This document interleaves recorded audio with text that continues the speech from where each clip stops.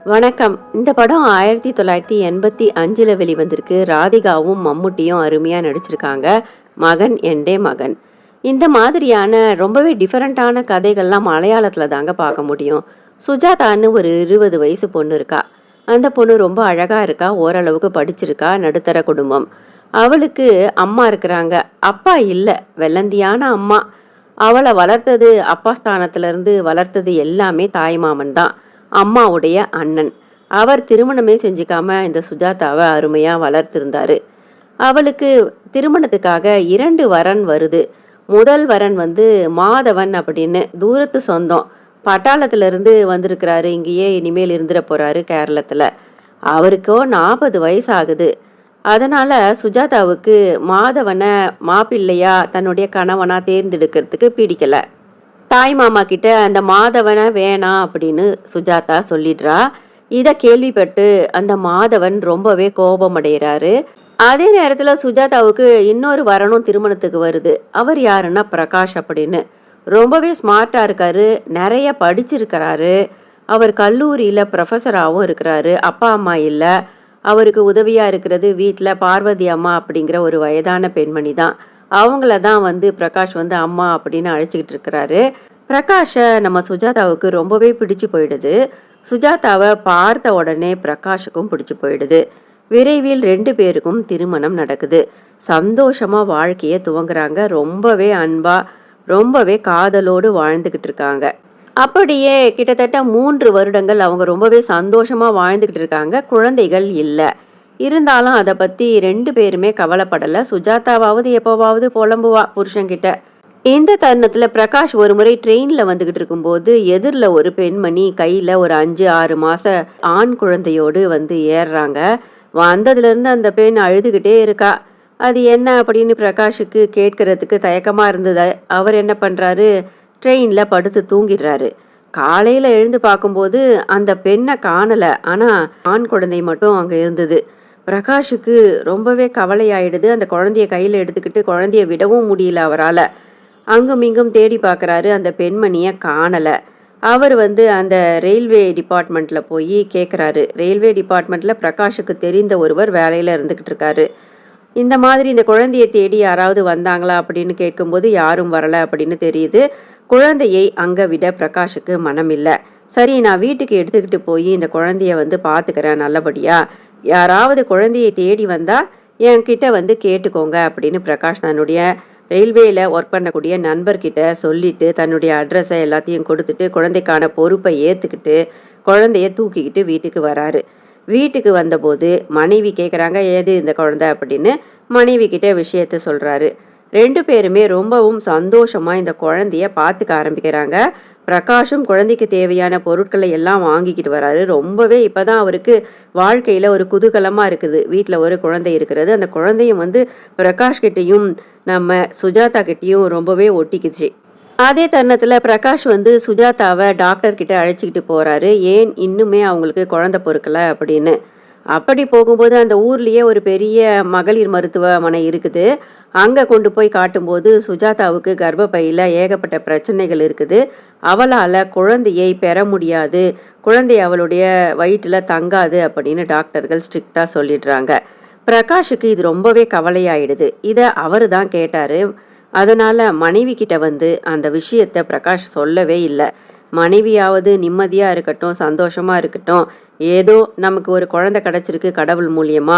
இந்த குழந்தைய கேட்டு யாருமே வரல. அதனால முடிஞ்ச அளவுக்கு வராத வரை இந்த குழந்தைய நாமுமே சீராட்டி பாராட்டி வளர்த்துக்கலாம் அப்படின்னு பிரகாஷ் நினைச்சிடுறாரு. மனைவியுடைய குறையை அவர் பெரிசா எடுத்துக்கவும் இல்லை, மனைவி கிட்ட சொல்லவும் இல்லை. தனக்கு இருக்கிற குறை வந்து சுஜாதாவுக்கு தெரியவே இல்லை. அந்த குழந்தைக்கு பிரியன் அப்படிங்கிற பேரை சூட்டி ரொம்பவே சந்தோஷமா வளர்த்துக்கிட்டு இருக்காங்க. இந்த தருணத்துல சுஜாதாவுடைய அம்மாவும் அவளுடைய தாய் மாமனும் வீட்டுக்கு வராங்க. எதுக்கு இப்படி சில மாதங்களா எங்கேயோ கிடந்த ஒரு குழந்தைய கொண்டு வந்து வளர்த்துக்கிட்டு இருக்கீங்க? இந்த குழந்தை வீட்டில் இருக்கிற வரைக்கும் உன்னுடைய புருஷனுக்கு உனக்கு ஒரு குழந்தை கொடுக்கணும் அப்படிங்கிற இன்ட்ரெஸ்ட் வராது. அவர் உன்னை தவிர்த்துக்கிட்டே தான் இருப்பாரு. அதனால இந்த குழந்தை இருந்தா நீ இங்க இருக்கக்கூடாது அப்படின்னு சுஜாதாவுடைய தாய் மாமன் ஸ்ட்ரிக்டா சொல்லிடுறாரு. மாப்பிள்ளை கிட்டையும் சண்டை போடுறாரு. எனக்கு என்னவோ சந்தேகமா இருக்குது. இந்த குழந்தை வந்து உங்களுக்கும் வேறொரு பெண்ணுக்கும் பிறந்திருக்கும் அப்படின்னு நினைக்கிறேன். அந்த பெண் இந்த குழந்தைய கைவிட்டுட்டு ஓடிட்டா போல இருக்கு. அதனால தான் நீங்க வீட்ல தூக்கிக்கிட்டு வந்து வளர்த்துக்கிட்டு இருக்கீங்க அப்படின்னு தாய்மாமன் சுஜாதாவுடைய கணவர் பிரகாஷ் கிட்ட சண்டை போடுறாரு. பிரகாஷுக்கு ரொம்பவே கோபமும், இயலாமையும், ஆத்திரமும் ஏற்படுது. நம்ம மேல இப்படி ஒரு அபாண்ட பழிய சுமத்துறாங்க அப்படின்னு. மனைவி கிட்ட எடுத்து சொல்லி பார்க்குறாரு. "என்ன நீ நம்பணும். இத்தனை வருஷங்களா நீ என் கூட இருந்துகிட்டு இருக்க. நான் சொல்றது உண்மைதான்" அப்படின்னு சொல்லும்போது, இந்த பெண் சுஜாதா தாய்மாமன் சொல்ற பேச்ச கேட்டுக்கிட்டு, கணவனை சந்தேகப்பட்டுட்டு, ரொம்பவே கோவமா சண்டை போட்டுட்டு தன்னுடைய தாய் வீட்டுக்கு ஒரேடியா போயிடுறா. ஆனா, ரொம்பவே வீம்பா கணவர் வந்து தன்னை அழைப்பாரு. அவர் தான் தப்பு செஞ்சிருக்கிறாரு. அவர் வந்து தன்னை வந்து மன்னிப்பு கேட்டு அழைச்சுக்கிட்டு போகணும் அப்படின்னு சுஜாதா தாய் வீட்ல காத்துக்கிட்டு இருக்கா. அதே நேரத்துல பிரகாஷ் என்ன பண்றாரு, மனைவி மீது உயிரையே வச்சிருந்தாரு. இவ்வளவு அன்பா, ரொம்பவே ஆசையா தன் கூட இருந்த மனைவி வந்து தன்னை நம்பாமல் போனது பிரகாஷுக்கு ரொம்பவே ஆச்சரியத்தையும், ரொம்பவே மன வருத்தத்தையும் கொடுத்துடுச்சு. அதனால பிரகாஷ் என்ன பண்றாரு, என்னை தப்பா புரிஞ்சுக்கிட்டு போன மனைவி அவங்களா திரும்பி வந்தாதான் நல்லது அப்படின்னு நினைச்சுக்கிட்டு பிரியனை ரொம்பவே சந்தோஷமா வளர்த்துக்கிட்டு இருக்காரு. அவருக்கு உதவியா பார்வதி அம்மா இருந்துகிட்டு இருக்காங்க. இப்படியே 2 பேரும் வந்து ஒருத்தருக்கு ஒருத்தர் பேசிக்காமையே 3 வருஷங்கள் ஆகிடுது. இப்ப சுஜாதாவுடைய தாய்மாமனுக்கு மாப்பிள்ளை மீது மிகுந்த கோபம் நாளுக்கு நாள் அதிகமாகிக்கிட்டே இருக்குது. அவர் என்ன பண்றாரு, வீம்புக்கு சுஜாதாவ வேற யாருக்காவது திருமணம் செஞ்சு வச்சுடலாம் அப்படின்னு நினைக்கிறாரு. வேற யாரு? அந்த தூரத்து சொந்தமா இருக்கக்கூடிய அந்த மாதவன் தான். அந்த பட்டாளத்தா மாதவன் வந்து இன்னுமே பெண் கிடைக்காம இருந்துகிட்டு இருக்காரு. ஆனா மிக வசதியா இருந்துகிட்டு இருக்காரு. ஏகப்பட்ட சொத்து இருக்கு அந்த மாதவனுக்கு. அந்த சொத்துக்களை பார்த்த உடனே சுஜாதாவுடைய தாய்மாமனுக்கு ஆசை வந்துடுது. நம்ம தங்கச்சி பொண்ணு சுஜாதாவ மாதவனுக்கு திருமணம் செஞ்சு வச்சிடலாம், 2வது திருமணம் செஞ்சு வச்சிடலாம் அப்படின்னு தாய்மாமன் முடிவு செஞ்சிடுறாரு. இப்ப சுஜாதாவை தூண்டி விடுறாரு. உன் கணவர் இத்தனை வருஷங்கள் ஆயிடுச்சு, இன்னுமே வந்து உன்னை அழைக்கல, அவர் செஞ்ச தப்ப அவர் வந்து ஏத்துக்கவே இல்லை அப்படின்னு தூண்டி விட்ட உடனே சுஜாதாவும் கோபத்தோடு கணவருக்கு வக்கீல் நோட்டீஸ் விட்டு விவாகரத்துக்கு அப்ளை பண்ணிடுறா. விவாகரத்துக்கு முன்பு பல முறை வந்து பிரகாஷ் வந்து மனைவி சுஜாதா கிட்ட பேசணும் அப்படின்னு சொல்லும் போதும் கோபத்துல இருந்த சுஜாதா தன்னுடைய தாய்மாமன் பேச்சை கேட்டுக்கிட்டு பேசுறதுக்கு விருப்பம் இல்லை அப்படின்னு நிராகரிச்சதால பல விஷயங்கள் அவளுக்கு தெரியாமையே போயிடுது. பிரகாஷுக்கும் சுஜாதாவுக்கும் விவாகரத்தும் ஆகிடுது. விவாகரத்து ஆன உடனேயே தாய்மாமன் பேச்சை கேட்டுக்கிட்டு சுஜாதா வேற வழி இல்லாம மாதவனை அந்த பட்டாளத்தான திருமணம் செஞ்சுக்கிறா. திருமணம் செஞ்சு அவனுடைய வீட்டுக்கு போறா. பிறகுதான் சுஜாதாவுக்கு ரொம்பவே கொடுமையான காலங்கள் காத்திருந்தது. அந்த பட்டாளத்தான் மாதவன் வந்து தினமுமே நிறைய குடிக்கிறான், சிகரெட் பிடிக்கிறான். பல பெண்களோடு அவனுக்கு தொடர்பு இருந்திருக்கு. அது மட்டும் இல்ல, சுஜாதாவை ரொம்ப அசிங்கமா பேச ஆரம்பிக்கிறான். ஒவ்வொரு விஷயத்துக்கும் சுஜாதாவுடைய முதல் கணவன் பிரகாஷை வச்சு பேச ஆரம்பிக்கிறான். உன் கணவர் முதல் கணவனா இருந்தானே, அவன் என்ன குடிப்பானா, சிகரெட் பிடிப்பானா, அவன் உன்கிட்ட எப்படி பேசுவான், எப்படி நடந்துப்பான், எப்படி காதல் பண்ணுவான் அப்படின்னு சுஜாதாவை சொல்லி சொல்லி குத்தி குத்தி காட்டி அவமானப்படுத்த ஆரம்பிக்கிறான் மாதவன். என்னை முன்னாடியே நீ எதுக்கு நிராகரிச்ச, செகண்ட் ஹேண்டாக தான் நீ என்கிட்ட இப்போ திரும்ப வந்திருக்க அப்படின்னு கொடுமைப்படுத்திக்கிட்டு இருக்கான் மாதவன் சுஜாதாவை. சுஜாதாவை கட்டாயப்படுத்தி அவளுடன் சந்தோஷமா இருக்க ஆரம்பிக்கிறான் மாதவன்.